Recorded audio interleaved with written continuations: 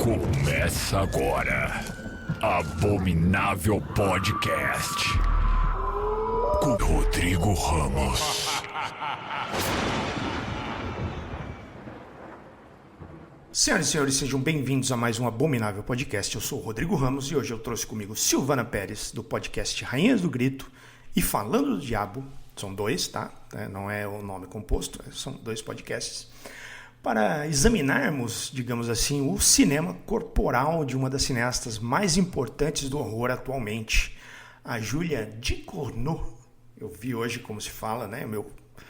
Tive que exercitar o meu francês aqui e procurei, se diz Ducournau. É muito difícil, né? Essas Muito a gente difícil. inventa de falar de filme estrangeiro, como é chamado? Mas Silvana Pérez vamos eu lá. disse corretamente, né? Disse. Então, aproveitando aí o ensejo, Sil, apresente-se para nossos ouvintes. Boa noite, Rô, boa noite, pessoal. É bom estar voltando aqui, né? Faz uns anos que eu passei por Faz aqui. uns anos. E, bom, é isso, o Rô já me apresentou, tô lá no Rainhas do Grito, no Falando no Diabo, e de vez em quando também no Cinemação, falando de cinema um pouco mais geral, assim, né? Quem quiser me ouvir, então, tô nesses três. Lá no Rainhas a gente também tem nosso canal no YouTube, para quem prefere. Mas é isso, estamos aqui no podcast, né? Acho que é o nosso carro-chefe também, essas conversas por áudio que acabam sendo mais aprofundadas também. E tô bem feliz, obrigada pelo convite, Rô. Gosto muito dessa cineasta que vamos comentar hoje. E foi muito bom rever os filmes dela, até ver um que eu ainda não tinha visto, o mais recente, né? Mas chegaremos lá. Pois é, a Silvana é uma das pessoas que mais trabalha na podosfera horrorífica do Brasil. Né? A pessoa tem um currículo de 2 páginas para falar do trabalho dela com o terror. Quem não ligou o nome à pessoa, a Sil também fez parte do Boca do Inferno, né? Onde eu conheci ela alguns anos atrás. Isso. E ela participou aqui do nosso podcast, né, do Abominável, no primeiro ano, se eu não me engano. Olha, já fazia tempo mesmo que você não vinha. Faz. No Quantos anos você tá, Rô, de podcast? Achei que você ia cometer a indiscrição de perguntar a minha idade. Esse é o 5º ano, você participou no primeiro, lá nos melhores do ano, de 5 anos atrás. Olha só. Não, 4, né? Vai completar 5 ainda, mais de 4 anos. E tem finalmente, tempinho mesmo. Finalmente voltamos. Mas antes da gente começar a dissecar aqui o cinema da Julia Ducournau, eu queria lembrar, você ouvinte, você que está ouvindo aí, que acompanha o Abominável, para seguir a gente lá no Spotify ou na sua plataforma de áudio preferida e lá no Instagram, @abominávelpodcast, para você não perder nenhum lançamento, ficar por dentro das novidades aqui do programa. Né? Eu sei que a gente tem, eu vejo lá os números dos plays, né? do Abominável no Spotify, e aí o número de seguidores. Eu sei que você está ouvindo a gente sem seguir lá no Spotify. Siga a gente lá no Spotify, deixe a sua avaliação, vê quantas estrelinhas você acha que o nosso programa merece, vulgo todas, e classifica lá para ajudar como é que chama? O algoritmo, né? Esse maldito algoritmo, espalhar melhor aí o Abominável na podosfera. E se você curte o nosso programa, considere ser um apoiador. Passa lá no apoia-se/Abominável Podcast, escolhe a categoria que cabe no seu bolso e faça parte desta legião de abomináveis. A gente tem grupo secreto, tem sorteio mensal de brindes, e agora, né, em julho, né? Agosto é agora, mas a gente teve que trocar o dia. Em julho a gente teve a nossa primeira sessão do Cineclube Abominável, né? Para quem é apoiador ali de uma determinada categoria do Apoia-se, né? do nosso Apoia-se, a gente tem esses encontros mensais onde a gente vai escolher um filme tranqueira por mês para os apoiadores ali assistir, e aí depois a gente se junta na última sexta-feira do mês e debate, né? Aquele cineminha de gosto duvidoso gostoso Beleza? Então vai lá no apoia-se/Abominável Podcast. apoia.se/Abominável Podcast. Né? Não vai botar um hífen aí no meio, senão você não vai encontrar. Então vamos lá, Sil. Vamos começar a falar da Julia Ducournau. A Julia é uma cineasta francesa, né? Ela nasceu em Paris, na França, então ela é realmente francesa. E ela tem 42 anos, ela nasceu em 18 de novembro de 1983, está quase completando 43 aninhos. Não, está bem longe, mas eu sou exagerado, então para mim já está perto, já passou de julho e o ano já está acabando. Está logo ali. Está logo ali, segundo semestre. E curiosamente, eu descobri aqui que ela é filha de uma ginecologista e um dermatologista. Nossa, isso explica muito. Não é? Foi onde me pegou, assim. Eu acho que, tá. Então, se você acompanha, conhece o cinema dela, essa informação é chave para você entender a temática que ela vem apresentando aí. Né, os filmes dela não são todos sobre uma coisa, né, eles são diferentes entre si, mas eles têm uma espinha dorsal ali que deu para perceber de onde vem. Ela frequentou a La Femi, uma faculdade de cinema ali, onde ela estudou roteiro, e ela estreou no cinema em 2011, digamos assim, né? Não foi bem no cinema, mas ela estreou por trás das câmeras em 2011 com um curta chamado Júnior, onde tem uma garota, né, a Justine, que ela se chama Júnior. Não é que ela se chama, né? Ela tem um apelido, né? Eu acho que eu não sei exatamente. É isso aí mesmo. Apelido, e ela tem 13 anos e ela começa a passar por uma estranha mudança ali, uma metamorfose mesmo, né? Bem física e tal, quando ela contrai uma doença ali, né? Ela tem um problema no estômago ali, e a partir daí ela começa a mudar. Eu confesso que eu não consegui ver esse filme. Eu comecei a explorar aqui a filmografia dela para assistir e acabei vendo só os filmes e não vi esse curta. Mas você viu, né, Sil? Eu vi, esse está disponível no YouTube, tá facinho. Um tempo atrás ele estava, acho que só na MUBI, mas já está mais amplamente disponível, assim. E por mais que ele já tenha esse pezinho no body horror, assim, ele é mais engraçadinho, né? Porque a Júnior, que é interpretada pela mesma atriz que faz basicamente todos os filmes da Julia, né? A Garance Marillier, ela é uma menina dessas meio moleque, assim, né? Usa roupa larga, tal, e ela tem espinhas, ela usa óculos, enfim, ela é amiga dos moleques da sala. Ela não anda com as meninas populares bonitinhas e tal. E aí ela começa a ter uma dor de barriga, assim, o médico fala que é uma infecção, é uma... Virose. É uma virose, exato. Mas ela começa a ter essas transformações no corpo, mas é basicamente um filme sobre a puberdade também, né? São 21 minutos, eu acho, ele é bem curtinho. Mas é isso, ele é mais engraçadinho do que algo mais puxado pro terror, mas ele já tem umas nojeirinhas ali que depois viriam a fazer parte dos filmes seguintes, né, da Júlia. E eu recomendo, assim, eu achei bem simpático. Então fica de dica para quem quiser dar uma olhadinha. É de 2011, né? Bem lá no comecinho da carreira dela, assim. É de 2011, ele chegou a ser exibido no Festival de Cannes em 2011. Ele ganhou aqui não só exibido, mas foi premiado no Festival de Cannes em 2011 com a Petit... Não vou... Eu já gastei meu francês, demais, né? Aí é demais. Gastei meu francês no nome da moça aqui, então é o Petit Rayon d'Or. Seria pequena palma de ouro, né? Imagina. Pode ser. Palminha de ouro aqui. Ela ganhou a palminha de ouro em 2011 com esse curta. Um estalar de dedos. Uma palminha, tipo, que nem faz o coraçãozinho ali. Como é que chama? Quem gosta de... O K-pop, né? Do K-pop, mas tem um nome quem gosta de K-pop. Como eu não tenho mais idade para saber isso. Eu não sei também. Mas tem um... Como é que fala? Uma tribo que gosta de K-pop. Tem. Quem sabe aí, deixa aí nos comentários, porque eu esqueci agora. E eu achei interessante que ela já, logo de cara, já sabia o que queria falar, né? Ela já estava ali, estava sedimentando o seu cinema, mas ela já tinha um norte, assim, da impressão que dá é que ela já tinha esse norte. E eu achei curioso também que ela usa, você falou o nome dela aí, você, por favor, entre aí diga a Garance Marillier, né? Garance Marillier, Ó. Também posso estar assassinando o francês nesse momento, não sei. Né? Mas bora lá.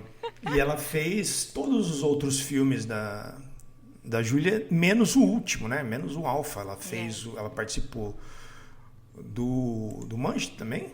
Ela tá lá. Tá. Ela tá no Manche também, tá no Grave, né? Que eu não sei como é que chama em português, esqueci.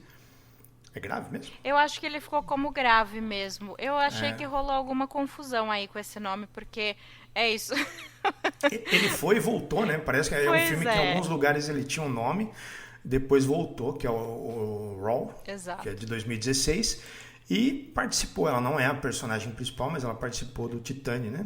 Que ela participou do Titane, que é de 2021. E agora no Alpha ela ficou de fora. Deixa eu só confirmar se eu não estou falando besteira, mas segundo o IMDb, ela realmente não participou. E você comentou que ela em todos os filmes ela tem um nome, né? Ela tem o mesmo nome. Ela é sempre a Justine, exceto no Mange, que ela se chama Ana. Quem sabe por quê. Mas é uma coisa que, se você reparar, ele repete mesmo, porque no Raw tem a Alexia e o Adrian. E no Titane também vai ter uma Alexia que vai acabar, né, se transformando no Adrian também. Então é engraçado, ela gosta dessa repetição de nomes, assim, por mais que sejam personagens diferentes, né, entre os filmes. É verdade, eu não tinha me ligado na semelhança ali com... E no Júnior, não, no Júnior só tinha a Justine mesmo, né? Só ela. Ela começou ali, depois foi trazendo o resto da galera. Exato. O resto dos nomes. E aproveitando, já que a gente falou do Mange, né? Isso faz um certo sentido, não ter essa repetição do nome aqui, porque ele é um filme mais diferente da filmografia da Júlia, né? Que é um filme de 2012, ele é feito direto para TV, mas ele não é dirigido só por ela, né? Ela é uma parceria com o Virgil Bramley, não sei também se está certo. Não vou me preocupar com isso, mas né, tentei isso no começo, agora já larguei mão. Que tem no currículo apenas 2 filmes. Ele trabalha mais como roteirista, talvez, mas ele fez só 2 filmes e um deles é esse filme chamado Mange, feito para TV, que é de 2012. Eu também não consegui ver, mas você também viu. Eu vi também, e é isso, ele não é um filme para TV e não é de terror, né? Esse é sobre uma moça que ela é advogada e ela tinha bulimia. E aí ela, secretamente, ela frequenta um grupo de apoio, né? Porque é uma coisa que ela superou recentemente. Na verdade, ela está comemorando um ano que eles chamam um ano de abstinência, né? Que foi quando ela parou de praticar a bulimia, assim. Só que chega uma moça nova nesse grupo e é a moça que fazia bullying com ela na escola. E é uma moça que também está sofrendo de bulimia. Só que essa moça, a Shirley, ela não lembra da Laura, que é a protagonista, né? E a Laura, tipo, resolve que, assim, ela tem visões da Laura de 15 anos, né, quando ela sofria na escola e tal, e ela resolve que vai se vingar dessa Shirley, só que é aquela coisa, né, a vingança, você vai destruir o outro e às vezes você acaba se destruindo no processo também, mas não é uma coisa corporal, assim, né. Em momentos ele é até engraçado, o filme, em momentos ele é dramático também, e eu gostei, assim, eu achei mediano, Eu acho que é muito claro que ele foi dirigido por duas pessoas diferentes. Essa coisa da Laura ser advogada, tem umas cenas de júri, assim, de tribunal, né, que ficam meio perdidas ali. O final também não gostei tanto assim, mas eu acho que é um exercício interessante, assim, também. Ele está classificado como drama e comédia, eu acho que ele equilibra nisso também, mas não pega tão pesado também em nenhum dos dois, né? Então, e é isso, é um filme que foi feito para TV, ele estava disponível no YouTube, até que alguém tirou do ar, né, por conta dos direitos, mas nos Sete Mares aí dá para encontrá-lo. E é isso, a menina, esqueci o nome dela já. A Garance Marillier, ela é a Ana, que é a filha do marido da Laura. Né, ela tem esse marido e ele já tinha essa filha adolescente. E elas são amigas, assim, né? Elas vão se aproximando. É um subplot interessante também, o dessa menina. Parece que dá para ver ali bem claro onde que entra um e onde entra o outro, né? Dá. A história também foi escrita pelo Gigi e pela Júlia, então tá bem... até olhando as cenas, assim, dá para você ver que tem como é que fala? Uma sensibilidade, uma visão diferente ali na onde posicionar e tal. Ele já tinha um caminho, um jeito de enxergar as cenas e tal, diferente. Total. Parece que cada um fez o seu filme, aí o editor juntou. Exato. Exato, eu não assisti, né? Mas eu tô vendo aqui pelas imagens como dá para perceber essa diferença.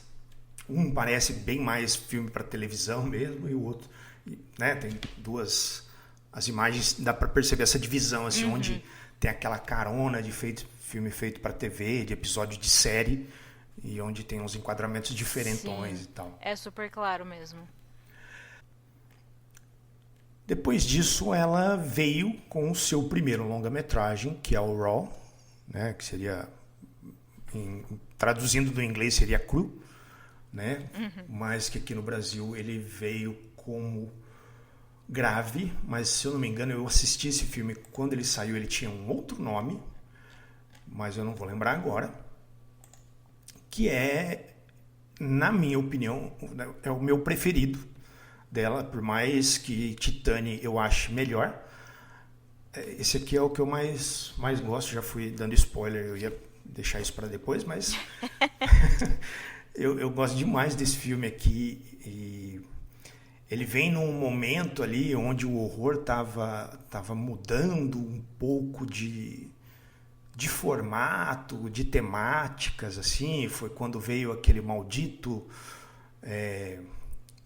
como é que fala? Aquele carimbo maldito do horror elevado, né? Do pós-horror e tal. Eu acho que esse aqui ele veio bem naquela safra ali de 2015, 2016, né? 14, 15, 16, tinha uns filmes já buscando falar sobre outras coisas, de outras formas, assim, de reinventar mesmo a linguagem, né? Mas não que isso torne o filme elevado ou que os anteriores não tivessem falado sobre coisas parecidas e tal. Mas ele vem, dá para você perceber como ele faz parte dessa remessa aí de filmes de terror. E esse filme ele conta a história de uma caloura, né, de uma universidade de veterinária, né? Ela é veterinária, é isso mesmo, né? Isso, ela e a família toda, né? Ela vem de uma linhagem ali de veterinários, ela é caloura e ela é vegetariana, né? E no dia do trote, eu não sei se chama assim lá fora, mas no dia do trote a galera faz ela comer carne crua, né? Tem toda uma coisa envolvendo sangue e tal. E esse contato com a carne, com o sangue, acaba mudando ela de uma forma muito íntima e muito profunda, assim. Eu acho esse aqui um filmaço. Ele é estrelado pela Garance, né? Ela é a atriz principal que faz a Justine. Aqui tem a Alexia e tem o Adrian, né? Acho que é a primeira vez que chega todo mundo junto. Isso. Os três nomes aí que ela vai usar depois. E sim, eu gosto muito desse filme. Eu revi ele recentemente, né? Vi ele recentemente, não, vi ele semana passada para trazer aqui para o programa e foi quando eu percebi que de todos é o que eu mais gosto, assim. Eu acho que ele, talvez por ele ter mais essa cara de terror, não, porque o Titânio é muito bom, mas não sei, me pega mais, sabe? Eu acho que esse filme me pega mais, me envolvo mais, eu não saberia dizer. Eu também. Assim, eu tinha na minha cabeça que ele era o meu favorito, assim, por mais que ainda não tivesse assistido Alpha até então, mas entre pelo menos Titane e Raw, o Raw pra mim sempre foi. Eu sempre tive esse sentimento mais forte por ele, né? E confirmei que continua, por mais que também goste muito do Titane. Eu acho que. Eu gosto muito dessa. A Júlia tem uma coisa, né, com adolescentes e com essa coisa do desenvolvimento, assim, de pessoas jovens, né, nessa fase da vida, assim. Aqueles filmes que são. Eu não sei, não me lembro o termo em português, mas é o coming of age, Isso, né? Que é uma temática muito comum no cinema, em histórias e tal. Exato. E ela trata muito desse tema em específico. Sim. E você estava falando, né, dessa coisa do horror elevado, pós-horror e tudo. E, assim, a Júlia do Cournot não se ajudou nesse, porque ela falou, quando o filme saiu, que não é um filme de terror. Ela classificou como uma mistura de comédia, drama, filme adolescente e body horror. O body horror já entraria no terror, né? Eu não sei por que ela tirou. Mas ela reclamou também um pouco de como ele foi marketeado lá no começo, né? Porque, por mais que seja, assim, ele tem muitas cenas muito desconfortáveis. Eu lembro que uma das vezes que eu assisti foi com o meu companheiro e ele não sabia o que era, assim. E aí, no meio do filme, ele... Silvana, que filme é esse? Sabe? Até depois a gente assistir Titane juntos também, e aí ficou pra trás. Aí desandou, né? Agora... Mas eu acho que ele foi muito vendido, assim, como uma coisa muito gore... Sim, e muito, né, pessoas passando mal e tal. Tinha essa bobagem toda que eu detesto. Exato. Quando usam isso como marketing. Não sei quem saiu da sala porque não aguentou. Pois isso é marketing que se use. Então, e a não ser quando, sei lá, uma coisa mais trash, assim mesmo, né? Que os caras surfam mesmo, né? Exato. Mas, e ele não é exatamente isso, né? Por mais que tenha algumas cenas impactante, sim, mas ele não é sei lá, um splatter, né? Uma coisa exagerada, assim. Ele é sóbrio até em vários momentos. Eu não classificaria ele como comédia, como a Júlia de Cournot fez, mas ele tem alguns momentos engraçados também. Às vezes é risos de nervoso, né? Mas eu acho que ele também traz, assim, elementos de gêneros diferentes, por mais que eu coloque ele primariamente como um filme de terror, sim. Mas eu acho que ela desenvolve muito bem, assim, essa coisa da descoberta, da repressão primeiro, né? Porque é isso, a Justine vem dessa família de veterinários vegetarianos. Ela acha que tem alergia, né? A mãe dela fala que ela é alérgica à carne, que ela não pode comer. E quando ela vai para a faculdade, que é esse primeiro momento da vida em que ela não está sob o controle e a vigilância dos pais, né?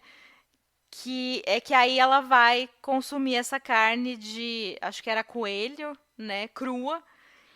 E aí aí a gente tem esse enredo todo sobre a descoberta, né? A autodescoberta dela e esse momento de liberdade que ela vai ter.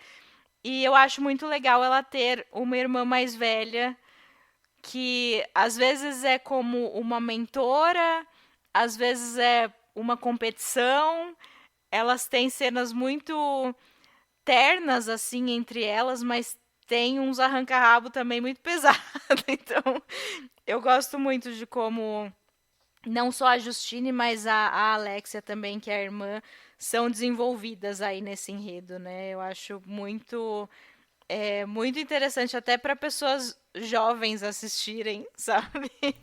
Sim, eu gosto muito desse contraponto entre ela e a irmã, né? Como uma, ela vem como sendo a boazinha e a outra é a porra louca.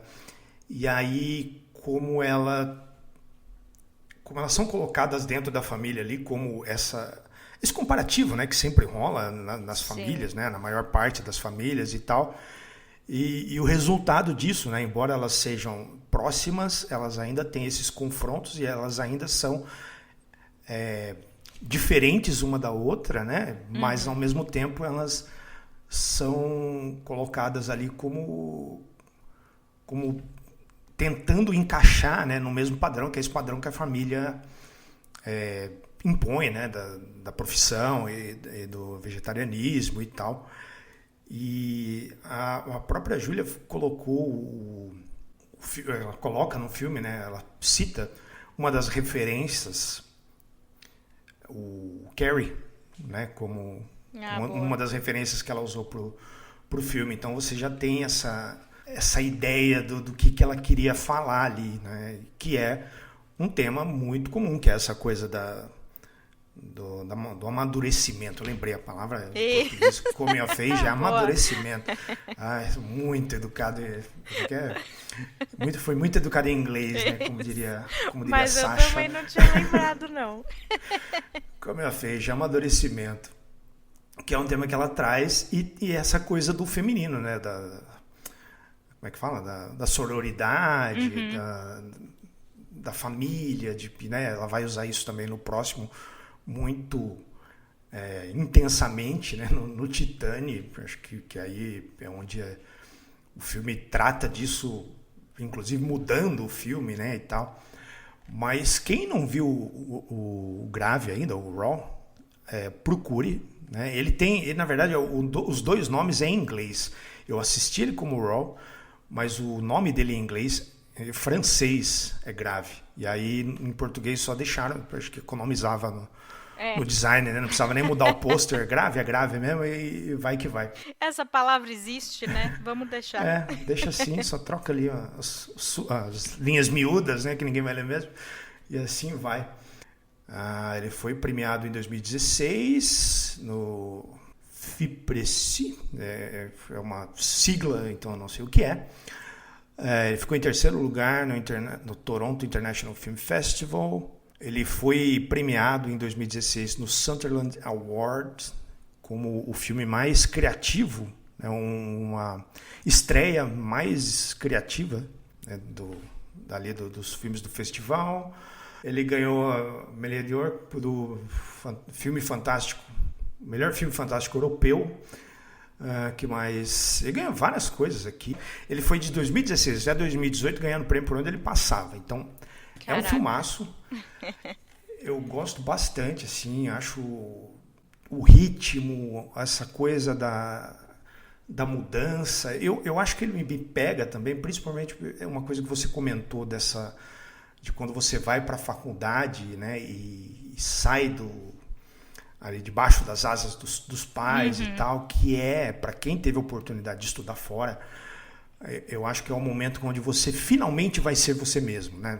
É um momento onde você começa a desenvolver a sua própria vida, a sua própria personalidade e tal, né? Não que você mude drasticamente e tal, mas ali você começa a ter mais comando sobre os rumos que você quer seguir e tal. E aí é onde muita coisa acaba mudando, né? Muita gente acaba descobrindo sexualidade, descobrindo a espiritualidade, né? Fazendo novas amizades por circunstâncias diferentes e tal. Então eu fiz, né? Estudei fora e para mim foi exatamente essa mudança, assim, não que eu tenha começado a comer carne de coelho cru e de outras pessoas, mas essa mudança de como te transforma, assim, eu sentir. E esse filme talvez me pegue mais por eu ter uma relação, né, me identificar mais, né? Os outros eu tenho esse distanciamento maior, assim, mas esse filme aqui é uma paulada. Total. E fazer merdas também, né? Exatamente, eu não queria citar isso, mas é uma das principais coisas que você vai fazer fora de casa, longe dos pais. Merda. Exato. Mas precisa, edifica. Tudo isso edifica. Sim, como diria o pai do Calvin, né? Constrói caráter. Exato. Tudo depende das porcarias que você faz quando é jovem. A desculpa, né? Você tem essa desculpa quando você é jovem. Você não sabia nada, era jovem e imaturo. Exato.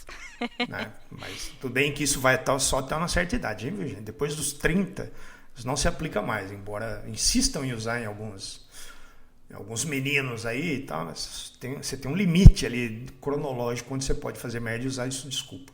Eternos meninos, né? Externos meninos, né? Mas... E até, só você falou dessa questão feminina, né? Eu queria só puxar isso porque tanto para Raw como porque é sempre importante, né, na filmografia da Júlia, e às vezes lá no Rainhas, como no podcast a gente comenta filmes dirigidos por mulheres, né?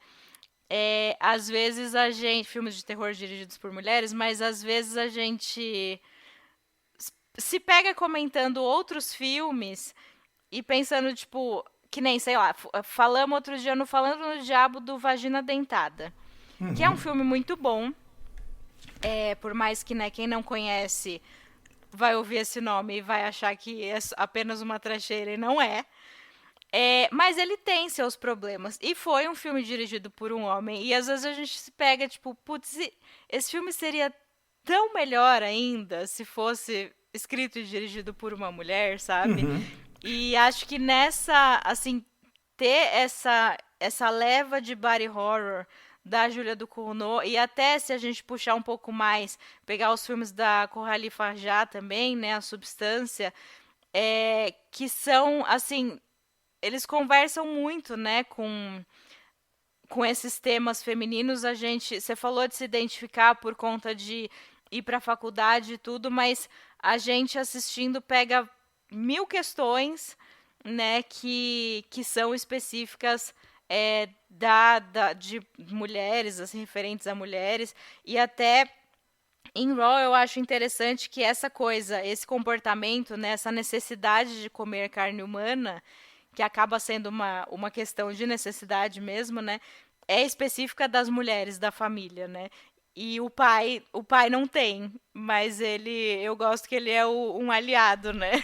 Que ele se revela como um aliado ali no final. Eu acho isso muito interessante, assim, de ver também.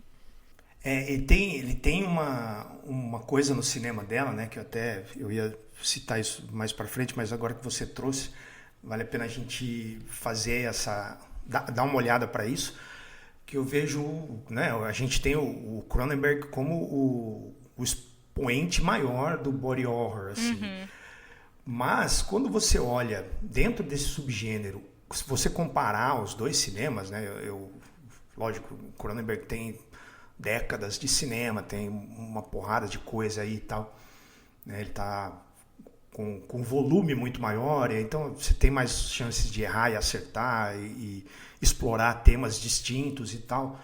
Mas quando você olha pro body horror a partir do ponto de vista feminino, os temas são muito diferentes.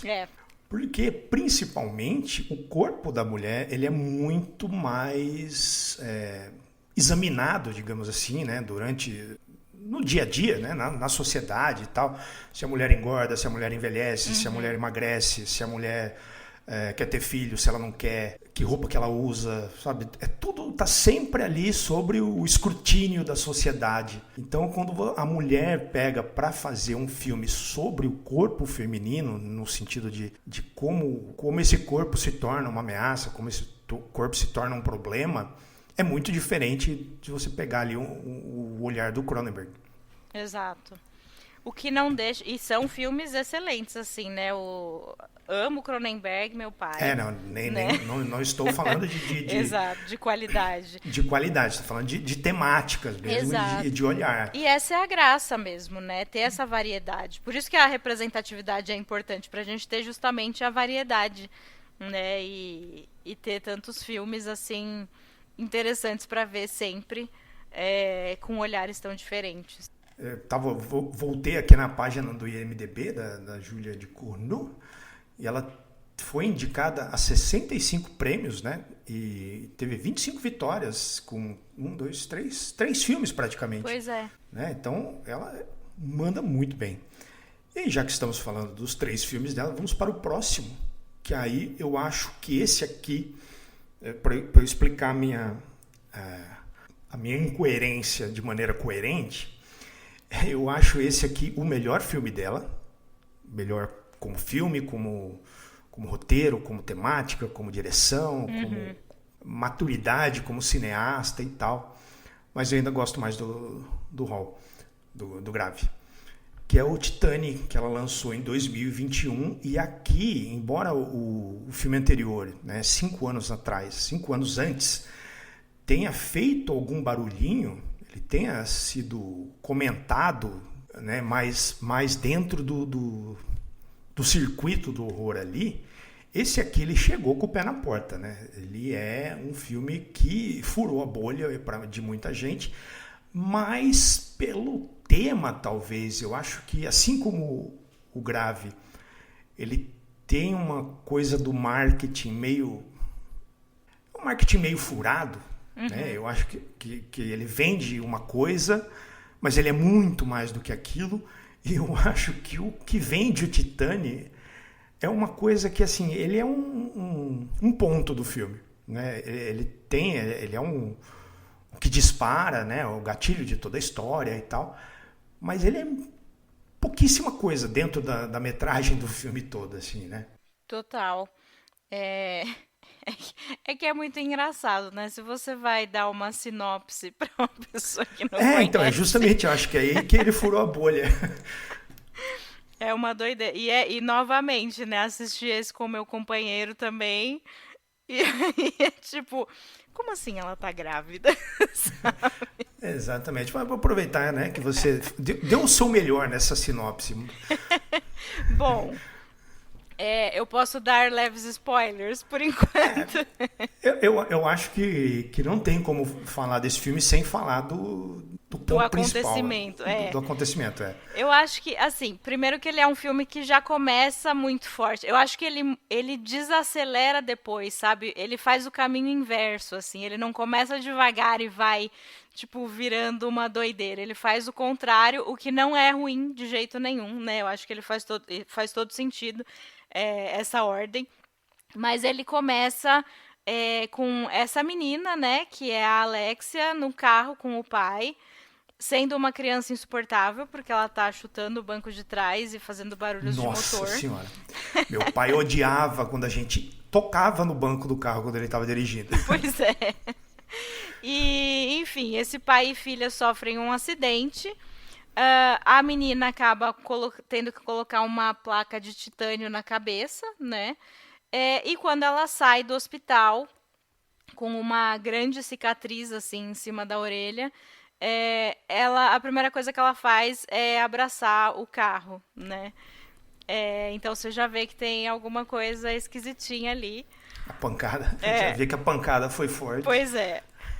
Passam-se anos, né? Corta para anos depois, assim, quando a Alexia vira... ela é uma dançarina em um tipo de evento muito específico, que eu não sei se existe, assim, comumente em outros lugares, mas é tipo uma feira de carros, tunadíssimos, assim, e ela é uma dançarina que dança, assim, em cima do carro, e os caras estão lá vendo os carros, vendo as mulheres, enfim... E aparentemente ela é famosinha, assim, nesse rolê.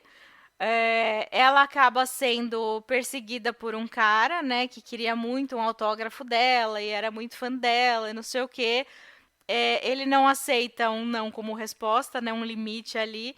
E ela acaba matando esse cara com um palito de prender cabelo, assim, que vira a arma de escolha dela, né? Porque ela é uma serial killer, ela vai matar outras pessoas ao longo dessa primeira parte do filme. Mas ela volta pra dentro, onde tinha acabado o evento já, né? Depois dela matar o cara, ela volta pra tomar um banhinho. E o carro com o qual ela tinha dançado antes começa a chamar a atenção dela, né? Fazer barulhos, acender luzes e tal. Ela vai até lá, ela tem relações sexuais com este carro e ela engravida. Então, assim, precisa de muita suspensão de realidade aqui, porque esse filme não vai explicar nada, né? Exato. Essas coisas, o realismo fantástico aqui tem que aceitar que é fantástico mesmo, sabe? Senão, não dá para aproveitar o filme se você quiser colocar muito o pezinho na realidade. Não é esse o rolê, né? E a Alexia acaba matando os pais, né? Ela coloca fogo na casa, ela morava com os pais ainda, ela coloca fogo na casa e ela foge, porque ela já tinha matado uma galera. E ela vai se passar por um menino chamado Adrian, que desapareceu 10 anos antes, quando era criança, e ela acaba sendo, estou fazendo aspas aqui com as mãos, reconhecida pelo pai desse menino e levada para casa, né, por esse cara. Mas isso ela já tinha raspado o cabelo, quebrado o próprio nariz, porque ela estava sendo procurada, né, então ela precisava desse disfarce. E é a partir desse momento que o tom do filme dá essa mudada, mas continua muito interessante. E ouso dizer que bonito também. Então, eu ia acrescentar que eu gosto mais do filme depois que ele faz essa virada. Né? Muita gente vai se interessar mais pelo filme da primeira metade ali, né? Esse primeiro arco da moça ali, da Alexia, e eu gosto mais do arco do Adrian ali, quando tem essa mudança. Ele fica mais sensível, mais bonito e continua esquisito, muito esquisito. Pois é. Mas ele me surpreendeu assim com essa virada, né, com essa guinada de 360 graus. Total. Essa virada de 180 graus que tem do rumo do filme, assim. Eu sabia desse pequeno elemento do plot, que é uma mulher que engravidava do carro, mas não sabia mais nada. Aí eu vi que ela era da mesma diretora do Grave e falei, então tá, vamos pegar para ver isso aí que parece interessante. E fiquei impressionadíssimo, assim, como esse filme é bom, como se você for pegar ele para ver por conta disso, talvez você se decepcione, né? Porque isso é um pequeno ponto do filme, dispara toda a trama e tal, toda a trama gira em torno desse momento, mas ele é muito maior do que isso, assim. Ele é impressionante, é um filme maravilhoso, tem uma sensibilidade para tratar essa mudança ali da metade para frente ali, que confesso que dei uma choradinha em algumas partes do filme ali. Né? Ele pega pesado em algumas coisas, principalmente a parte da relação do pai que teve o filho substituído, mas ele meio que percebe, né? Ele tem essa noção ali, ele está só tentando repor esse filho que desapareceu e tal. Então, principalmente, ele sabe sempre que depois acontece uma coisa ali que não tem como, né, ele não entender que não é mais aquela pessoa que ele estava procurando, mas sim uma outra que está ocupando o lugar ali. Tem uma virada ali quando o filme finalmente entrega, né, o que as pessoas estão buscando, né, procurando ali dentro da sinopse, mas ele não tem jeito dele não entender que não é a mesma pessoa. E ele fica muito, muito sensível, assim, dentro dessa esquisitice toda, desse caos de serial killer, sexo com carro e mudança de identidade. Ele tem uma porrada de coisa. E aqui eu acho que acontece uma coisa que vai marcar esses dois filmes da Júlia, esse e o próximo, que é essa quantidade enorme de coisas acontecendo. Né? Ele tem um foco claro, ela tem uma história que é clara do que se trata e tal, mas tem muita coisa para contar aquela história. E aqui é muito bem feito, muito bem amarrado, mesmo com essa mudança de eixo da metade para frente, o filme continua incrível. Eu acho lindíssimo esse filme. Por isso que eu considero esse o melhor filme dela, mas eu prefiro ainda o Grave. E que no próximo filme eu acho que vai depor contra ela, sabe? Sim, eu concordo. Ele foi um filme bastante aclamado quando saiu. Ele foi, né, como a gente diz, ele foi vendido por conta dessa coisa da mulher fazendo sexo com o carro. Mas se você for assistir por conta disso, já vá preparado, porque o filme não é sobre isso. Total. E você tinha falado, né, como no Manji você falou que dá pra perceber só pelas imagens, né, quando é a Júlia que tá dirigindo e tal. Eu acho que ela filma muito bem, assim, e acho que no Titânia é onde mais se destaca pra mim. É muito bem filmado, as cores saturadas, assim, tem uns momentos de festa, que tem umas luzes de cores diferentes. Essa coisa do evento dos carros também, é tudo muito bonito. O fogo, porque o Adrian, né, começa a conviver ali entre bombeiros, então a gente tem algumas cenas com fogo também, que eu acho tudo muito bonito, assim, visualmente, independente até do roteiro, mas é um filme bonito de assistir também. Sim, ele tem... Isso tá no próprio cartaz do filme, né? Que ele tem ali as cores primárias ali. Ele tem um amarelo, o azul, e o magenta, né? Ele é todo feito nessas cores ali. E eu acho que isso vai pro filme, né? E o cartaz é muito feliz nesse sentido de ter esse azul de fundo e colocar ela com esse rosa, esse amarelo que quase fica meio em chamas ali. Parece um pouco a visão do Predador, sabe? Sim, total. Que fala muito sobre essa coisa dela ali, essa angústia dela e como ela vai mudar muito e como ela não era... Não sei se feliz é a palavra, mas ela tinha problemas ali depois do acidente e tal, naquele ponto da vida dela ali. E de repente ela vira uma outra coisa e vai descobrir todo um outro universo e tal. E tem uma cena dos bombeiros ali dançando que é muito bonita. Sim. É muito boa essa cena. É um filmaço. Puta que pariu, que filmão. Muito. E uma coisa que eu gosto muito dele é que, como você disse, né? Quem vai só pela primeira parte, assim, que é super violenta mesmo, pode quebrar a cara quando ele muda de tom, assim. Mas eu acho que uma coisa que ele faz muito bem é explorar questões de gênero, porque é isso, a Alexia meio que se torna esse Adrian, mas ele não é um filme sobre uma pessoa transgênero, por mais que ele tenha elementos de transgeneridade ali, principalmente quando porque ela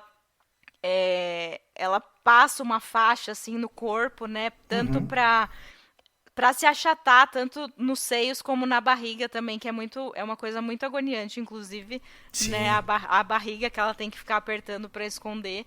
Porque ela tá grávida, né? Que é todo o plot do filme. Mas eu acho que ele não tá falando de transgeneridade, mas sim de performances de gênero, assim, porque exatamente. Ela, como essa dançarina, ela também estava fazendo uma performance ali, né? Eu acho que quando ela é mais ela mesma, é tipo quando a gente vê ela em casa, assim, com os pais, que ela tá mais numa boa, né? Só, sei lá, vendo TV, tomando café da manhã, assim.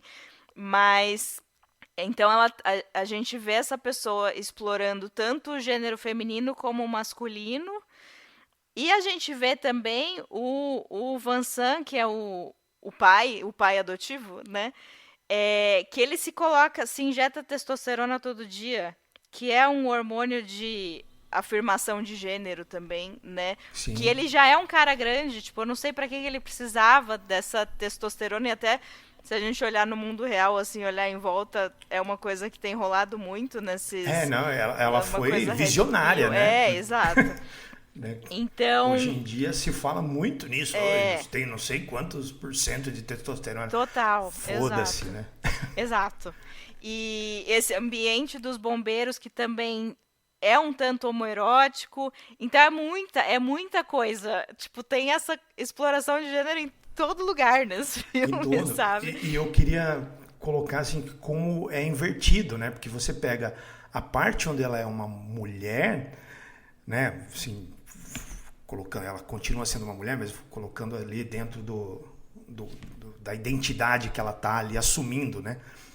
Que é o que você falou, ela é mais ela mesma num momento de tranquilidade, mas dentro dessa performance, quando ela tá performando como essa mulher extremamente erotizada ali, e o filme é violento, ele tem sexo, né, sensualidade e tal. E aí quando ela assume o lado masculino ali, a identidade do homem, o filme fica extremamente sensível, né? Tem número musical, vou colocar ali entre aspas, como ela inverte isso, né? Que você fosse Sim. esperado o que a sociedade, o cinema mainstream coloca ali, seria ao contrário, né? Essa parte violenta dos carros, do sexo ficaria pro homem, e a parte sensível e de família, de descoberta ia lá pra mulher. E aqui ela troca, né? Exato. Troca as duas metades ali, são intercambiáveis. Exato. Ah, é muito interessante, né? É muito bom, é muito bom. Que filmaço. Puta que pariu. Demais. Já quero ver de novo. E aí, passam-se 4 anos, né? Ela foi fazer algumas séries de TV, né? Ela dirigiu Servant, dirigiu 2 episódios de Servant, que é uma série produzida pelo Shyamalan, que eu gosto bastante. Comecei a ver agora, gostei bastante da primeira temporada, estou vendo a segunda, então eu sei que vou me decepcionar em breve, mas ela dirigiu 2 episódios dessa série em 2021. Em 2024 ela dirigiu 2 episódios da série The New Look, essa eu não sei qual é, também da Apple TV, as duas são da Apple, mas essa The New Look eu não conheço. E aí ela ficou meio que longe ali dos cinemas, né, por 4 anos, até que ela trouxe em 2025 Alpha. O filme ele tem a estreia oficial de 2025 por conta de festival e tal, mas ele chegou ao público em geral esse ano. E aí eu acho que tudo que ela fez no Titânia aqui se torna um pouco problemático, mas eu vou... Você pode dar a sinopse? Depois a gente Posso. debate. É uma bagunça. É uma bagunça mesmo. Eu tava bem curiosa também, esperando por esse filme, né? Ele chegou... É o próximo da moça que fez o Titanic. Pô, não tem Exato, como você não total. esperar. É isso. Passou até um pouquinho nos cinemas, né? Aqui de São Paulo, pelo menos. A gente sabe que esses filmes não têm uma boa distribuição se falando de Brasil, né? Mas chegou a ser exibido nos cinemas de São Paulo e acredito que de outras capitais também. Mas aqui a gente vai, então, acompanhar essa adolescente que se chama Alfa, que mora com a mãe dela só. Elas vivem em um mundo em que está rolando uma doença, né, uma epidemia, que a gente não sabe. Ele se passa numa cidade sem nome na França, né? Tipo, a gente não sabe exatamente em que cidade que é, mas a gente vê logo também que a família da Alfa é de imigrantes, não necessariamente essa geração, mas eles têm alguma ascendência ali de Oriente Médio, enfim. Depois a gente vai até conhecer a avó da Alpha também, que nem fala francês.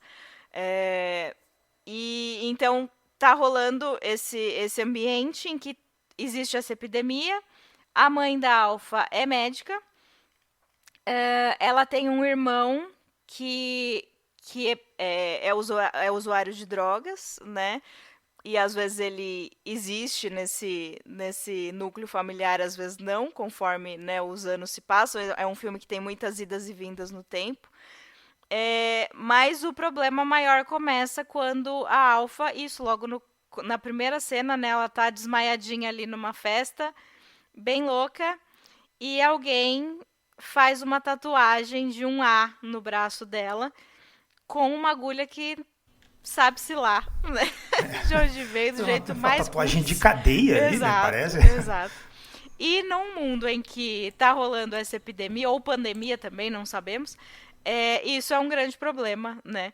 Então, quando ela vai para casa, enfim, a mãe fica doida, com razão, e aí vai fazer teste, aí ela começa a sofrer certo preconceito na escola, porque ninguém sabe se ela está infectada ou não, ainda que não seja uma doença que seja transmitida, sei lá, pelo ar, assim, né? Uma coisa mais...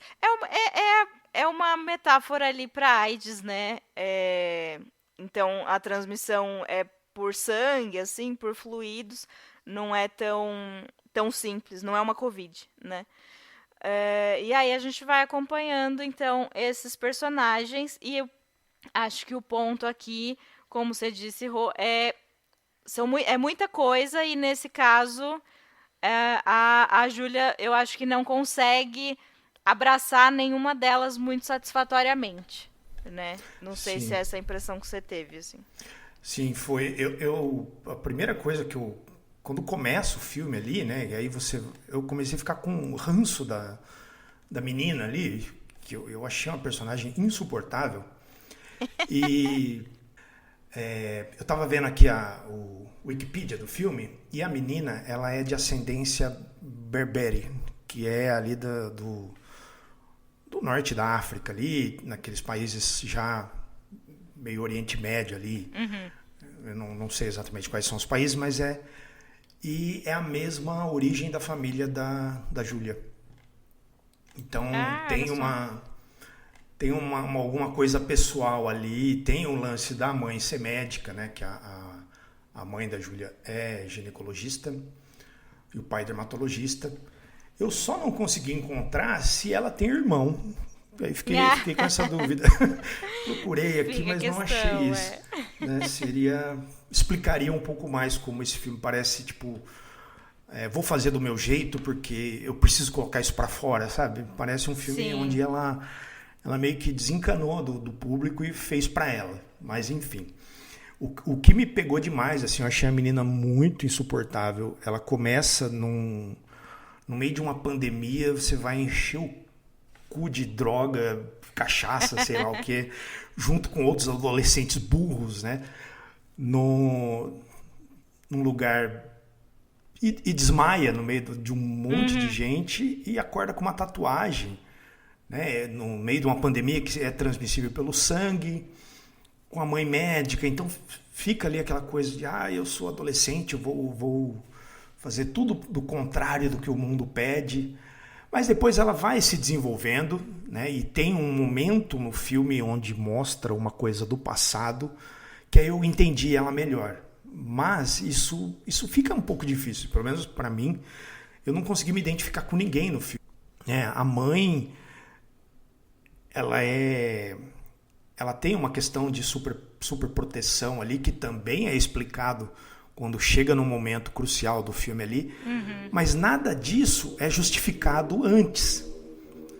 Né? Fica uma coisa assim, gente do céu, você é médica, você não consegue como elas moram até no hospital, né? Dá a entender que elas estão morando no hospital depois de um certo ponto. Tem uma hora que ela abre uma porta de um cômodo ali da casa dela e tem umas gavetas na parede, assim, parece que era um necrotério antes.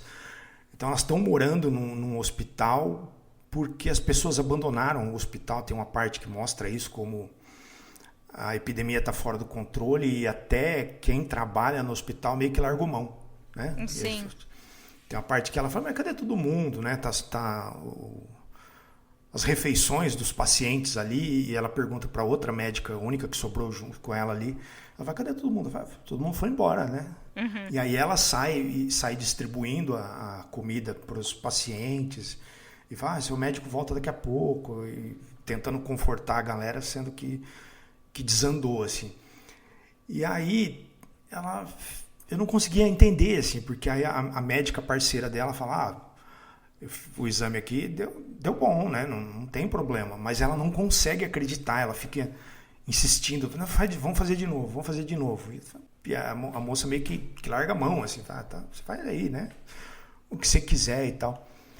E vale a pena citar que aqui é um body horror também, principalmente no que se trata no que se refere a essa epidemia, né, que não tem um nome, mas é uma epidemia muito bonita. Né? Eu gosto também.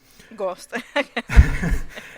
É muito bonito, porque as pessoas aqui nesse filme, elas vão se tornando estátuas de mármore, né? Elas vão ficando petrificadas aos poucos, né? Primeiro partes e tal, e no final, quando as pessoas quando elas morrem, né? Finalmente elas acabam sendo tomadas de vez pela doença, elas se tornam estátuas de mármore ali, coisa meio grego, romano ali, não sei, grego, né? Que era. Uhum.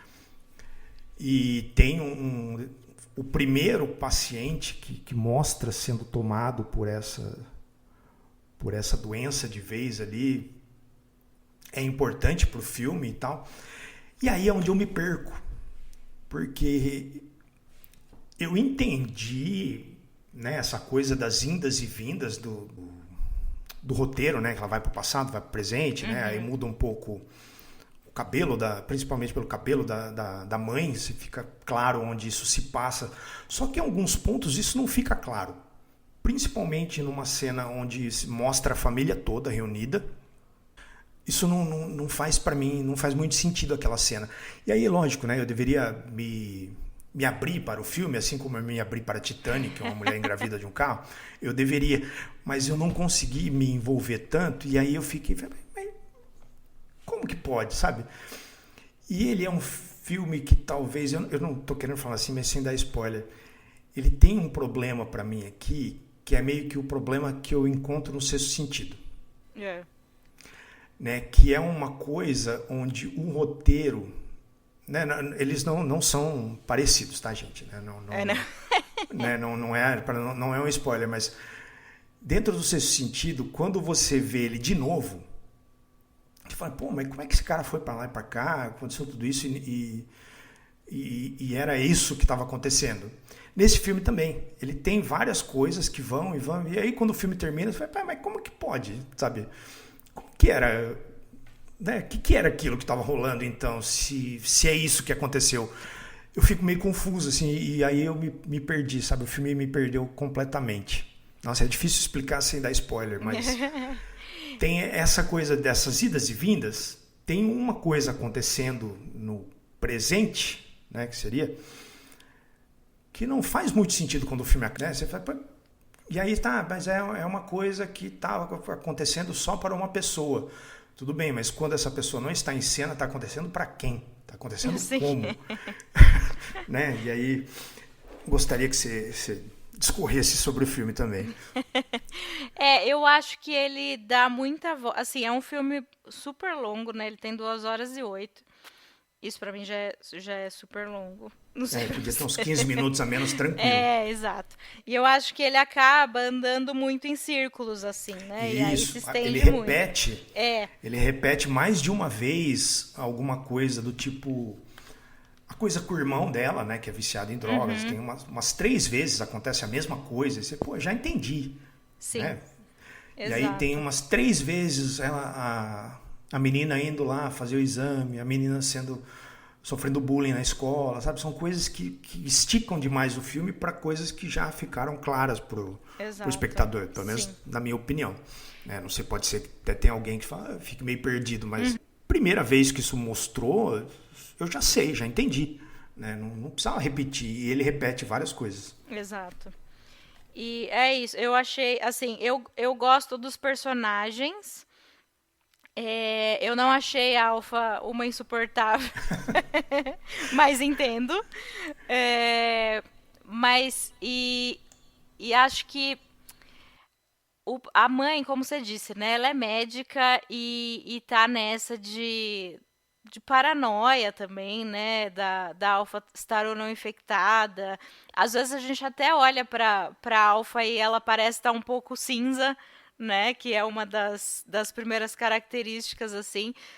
Mas eu acho que é porque tá tudo tão cagado que que é muito difícil, talvez, para essa, mesmo como médica, é, se afastar disso quando parece que está acontecendo dentro da família, assim. Sim, eu acho que quando chega no final e algumas coisas são explicadas, fica mais fácil de você aceitar e entender os dois, as duas, né? Principalmente a mãe e a filha ali. Sim. Eu consegui aceitar melhor, né? Tanto que a Alpha cresceu um pouco pra mim, para além da adolescente rebelde que faz merda porque não vou obedecer minha mãe, sabe? Sim, total.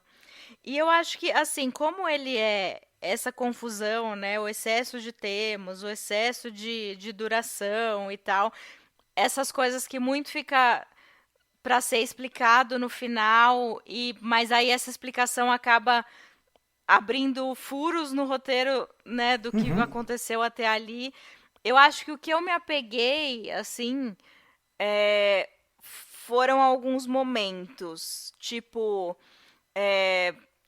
quando a Alpha tá lá sentada na recepção do hospital e chega o professor dela Nossa, foda. com acho que é marido dele, né? E rola essa. Tipo, é uma adolescente que tá ali, então ela ainda não vai ter necessariamente o preconceito. Ela fala, não, você é bonito. Assim, como já dissemos, né? Uma doença que a galera, tipo, é terrível, mas ficam bonitos mesmo. E aí dá até meio essa quebrada, né, nesse personagem. Ele ri, né? Ele acha graça Exato. e tal. E tem uma coisa que mostra antes, o professor dando aula, ele tá falando sobre Edgar Allan Poe ali na aula. E ele fala sobre o sofrimento do Edgar Allan Poe ali, ele tá comentando, e um dos alunos fala que, eu achei isso meio coisa de baitola, né? Que o cara tá falando que tá chorando, e aí ele acha que chorar é coisa de fresco, é coisa preconceituoso e tal. E o professor dá uma segurada ali, porque dá a entender que isso ainda não é conhecido depois, né? Quando aparece essa cena, você dá a entender. É muito bonita essa parte. E eu gosto, assim, o Amin, que é o irmão, né? É essa pessoa, tipo, eu fiquei, assim, acho ele muito cativante, mas vou revelar uma hipocrisia, porque tem uma pessoa muito parecida com ele que eu conheço e que eu só quero distância, sabe? Eu senti isso também, assim, falei, cara, esse cara não tem jeito, Exato. mas é muito fácil você falar de fora, né? Exato, e é essa família gigante. Até eu acho interessante quando a família tá reunida lá, que tá aquele caos, que ele tá sentado na ponta da mesa e às vezes a câmera aponta para esse lado da mesa e ele tá e às vezes não, né? E aí que eu comecei a sacar que tinha algo esquisito ali, né? Mas ainda, enfim, vai se desenrolando mais, né? Até essas amarrações finais aí. Mas mesmo assim, eu acho que também tem cenas muito bonitas com ele e tem uma cena muito agoniante, né? Nossa, a cena do que ele exame tá ali. passando num exame ali Nossa senhora. com a mãe, né? Com a mãe da Alpha. A irmã dele, né? Exato. E é muito agoniante, assim. Eu gosto muito dos efeitos, assim, desse filme. Acho que nem é nada muito espetacular, assim, super trabalhado. Acho que são efeitos simples, né? Essa coisa de se transformar em pedra e tal. do pó, que às vezes as pessoas os infectados respiram assim e sai uma poeirinha, né, da respiração. Quando tosse, né, sai um pó de mármore ali. É super e o simples, sangue assim. vira areia, Exato. né? Mas acho muito efetivo, assim. Então, é isso. Tem muitas coisas, muitos momentos ali que eu consigo me conectar, mas como um todo, é uma bagunça. Sim, eu tenho muita coisa e ele não fecha, né? Eu sei que existem filmes com final aberto, filmes interpretativos e tal, mas esse filme ele não fecha pra mim. E aí, né, essa coisa da família, vale a pena citar, né, que é uma família com ascendência ali do Oriente Médio. Então, a família, para nós ocidentais aqui, é diferente, né? A gente tem uma relação diferente. Então, já começa algo que você tem que ficar ali na sua... né, você tem que ficar atento a isso. E aí onde eu acho que a Júlia fez esse filme para ela, porque ela vai colocando coisas ali que ela não fecha para o público, mas que para ela parece que, esse aqui já terminei, vou falar de outra coisa. Ela vai tocando o filme, vai tendo umas coisas que caceta, onde que isso vai parar? Sim. Que rolo que tá, que virou? Tem uma cena muito boa também do ônibus, que a Alpha entra com o tio no ônibus e aí ela passa por pessoas que estão sentadas no ônibus também. E você fala, uai, parece que eu já vi essa pessoa em algum lugar. Né? E aí você, quando vai assim, é muito bom. Mas ao mesmo tempo, que explica essa cena, sabe? Não faz sentido. Exato. Mas aí eu acho que eu tô sendo muito cartesiano ali. Eu precisaria abrir mais e falar, não, deixa rolar. Mas mesmo assim, eu não consigo porque é muito confuso. É muita coisa rolando.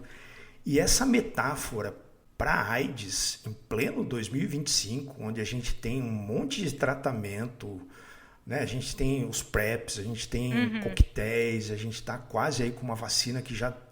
Eu não sei se já era em 2025, mas que teve alguns resultados, algumas pessoas até já mostraram resultados positivos como cura.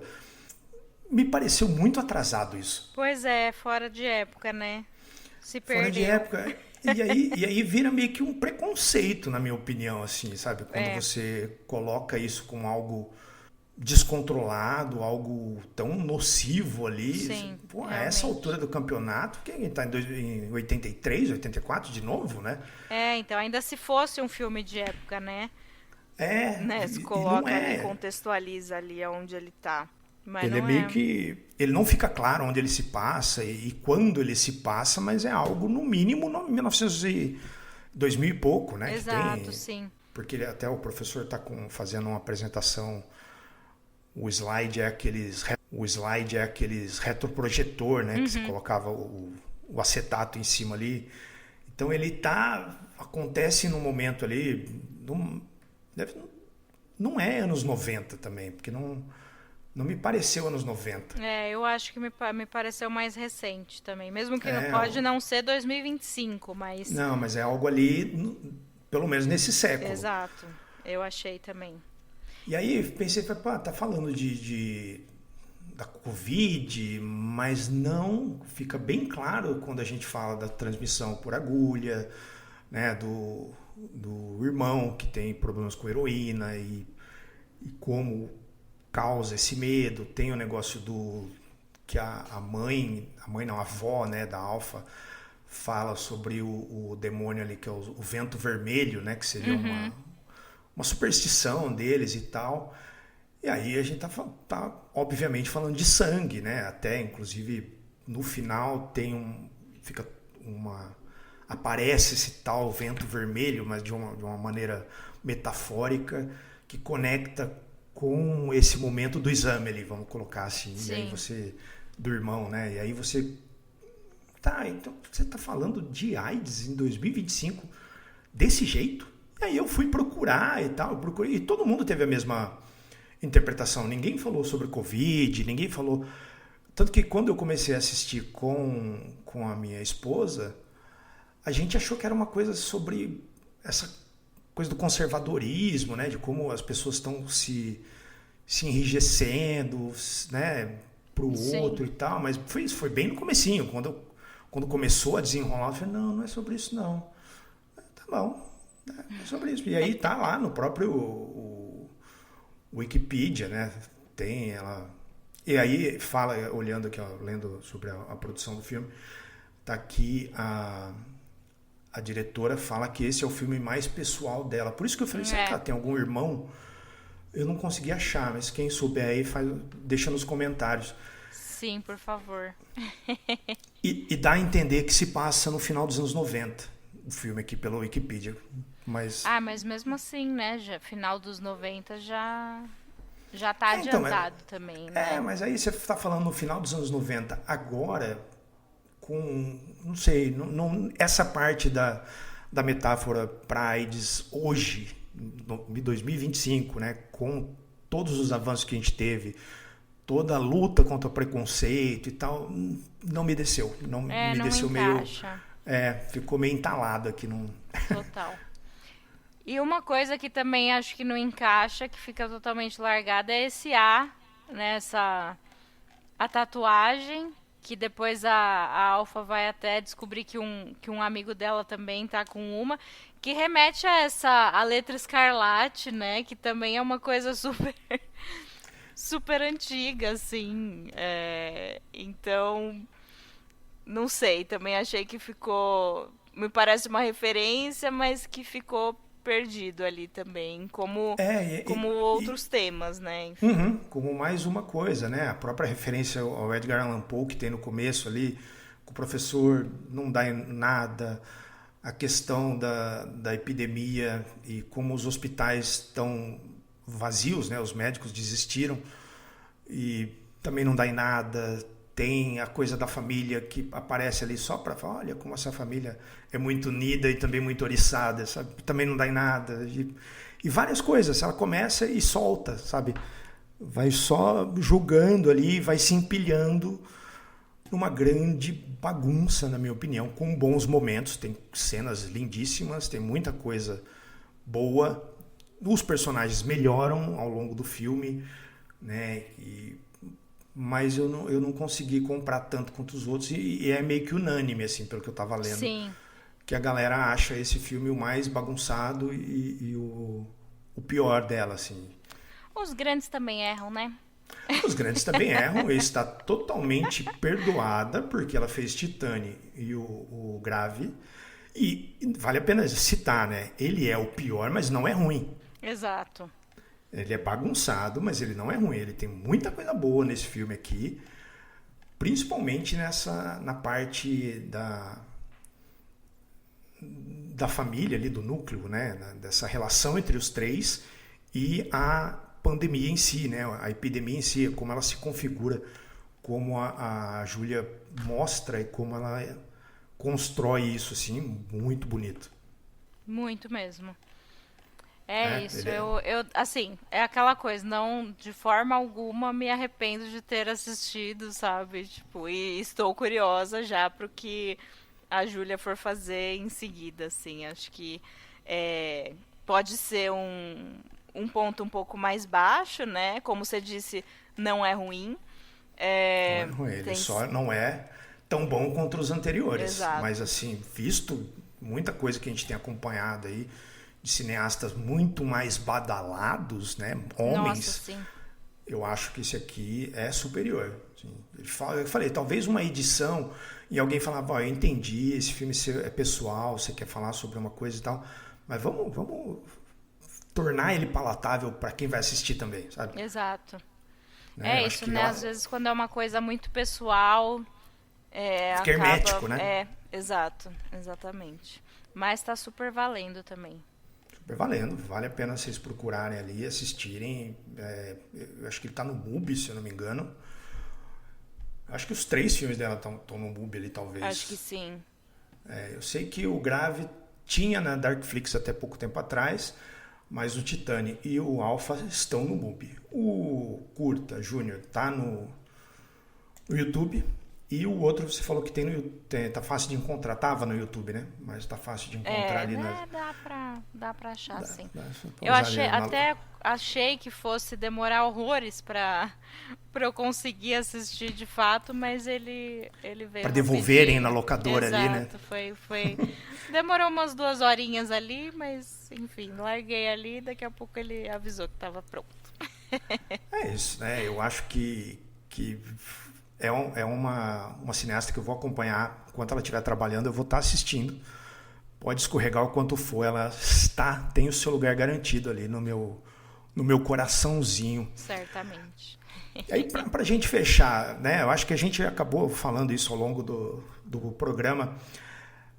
Pra mim, é Grave, Titane e esse. Pra você, qual é a sua ordem de preferência? Eu fico com essa ordem também. Se for incluir o Manji, ele é inferior ao Alpha, porque acho que é isso. Era um filme para TV, né? Não foi só a Júlia que dirigiu sozinha, então tem essas irregularidades. Mas também um filme interessante de assistir. Certo. Sil, muito obrigado pela sua presença, por dar uma força aqui no programa para a gente conversar. E eu acho que curtiu o debate. Deixa aí os seus contatinhos, onde o pessoal pode te encontrar, o que você anda fazendo. Deixa aí só para a gente reforçar para o pessoal procurar. Eu agradeço muito o convite, Rô. Eu sempre falo, né, que a gente grava podcast porque não tem coisa melhor do que falar com os amigos sobre filmes de terror. Exatamente. Então, é isso. Adorei a conversa.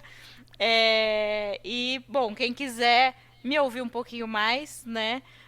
Eu tô lá no Rainhas do Grito, no Falando no Diabo e mais esporadicamente no Cinemação. A gente tem Instagram, estamos também no Spotify e em todos os tocadores de podcast por aí. Estamos no YouTube também toda semana. Então, fica o convite para quem quiser ouvir um pouquinho mais sobre cinema de terror, abrir um pouco mais o leque aí, e estamos por aí. Sim, se você é uma pessoa muito preguiçosa, eu vou deixar o link para os podcasts da Sil aí na descrição. Você só vai dar 2 cliques, né? Se você quiser ir lá no Google e digitar e procurar e tal, vou facilitar a vidinha de vocês. E lembrando aí, se você quer mandar sua perguntinha para eu responder no final dos programas aqui, manda lá no abominávelpodcast@gmail.com com o assunto Abominável Responde. E não esquece de seguir a gente no Spotify.